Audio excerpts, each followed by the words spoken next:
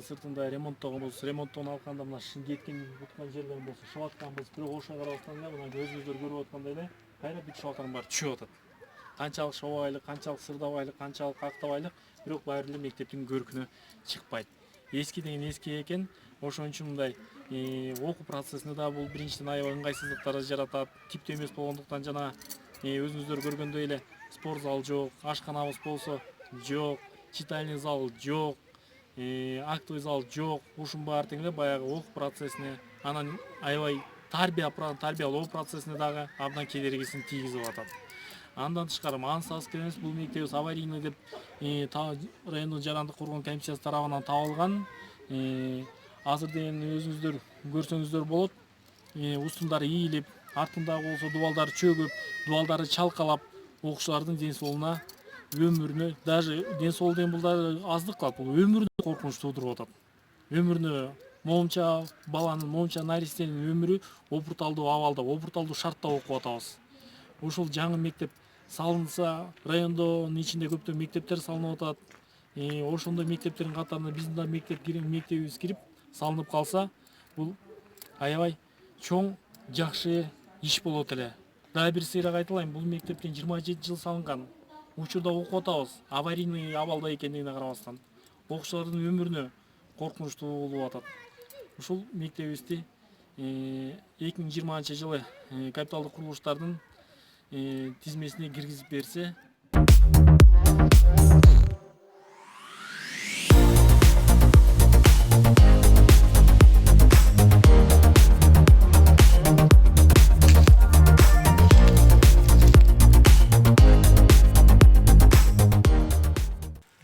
Строительный технологияларда башкача болгон экен. Бул болсо ашар жол менен курулган, ашар жол менен курулгандыгына байланыштуу асты деген фундамент эмес, бул таш төшөлгөн да.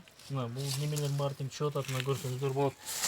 Эми ошол таш төшөлүп көтөрүлгөн фундамент уже мына көрүлбөй калды. Мына таштын учу эле көрүнүп турат. Көрдүңүздөрбү? Таштын учу эле. Андан кийин уже кирпич башталат, чийки кирпичтер башталып атат мына. Бул деген уже бери дегенде бир 50 сантиметрдай чөктү да. Бул деген билбейм, бул мектеп такыр кыйрап калгандан кийин эле бир жылыш болбосо так. Жаңы мектептин имараттын курулушу чын эле мындай неме болуп атат, күмөн болуп атат. Керимов Рамазан, Шарипбек Абдуллаев атындагы орто мектебинин 8 классында окуучусу болом. Биздин мектеп көрүп турганыңыздардай абдан эски. Бизде спорт зал жок. Кышында биз ушу кардын үстүндө площадкада ойнойбуз. Ал эми жазында, күзүндө, жайында абдан шамал болот. Биякта чаңда ойнойбуз биз. Раздевалкабыз да жок. Биздин окуу залыбызды да каалайбыз. Биздин мектеп абдан эски. Биздин окууну бүтөрүбүзгө 3 жыл калды. Биз 3 жыл ичинде жок дегенде жаңы мектепке окуп калууну каалайбыз.